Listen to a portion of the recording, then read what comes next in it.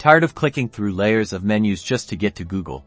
Let's create a super simple Google shortcut on your desktop in under 90 seconds, giving you instant access to all things Google, whether you're on a PC or a laptop. First, open your preferred web browser, Chrome, Firefox, Edge, whatever you like, and go to Google.com. Now, in the top right corner of your browser window, look for the 3 vertical dots. This is the Customize and Control Google Chrome menu. Click on it. Other browsers will have a similar menu button.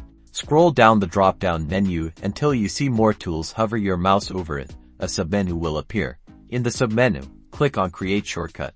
A small window will pop up here. You can name your shortcut. Google is the default, but you can change it if you want. Now, if you want Google to open in its own separate window, like an app, check the box that says Open as Window. If you prefer it to open as a tab within your browser, leave it unchecked, then click Create. That's it. Minimize your browser, and you should now see a brand new Google shortcut icon right there on your desktop. Double-click it to instantly access Google.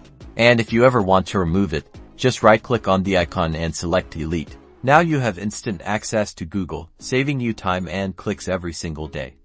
Don't forget to like and subscribe for more quick and easy PC tips and tricks.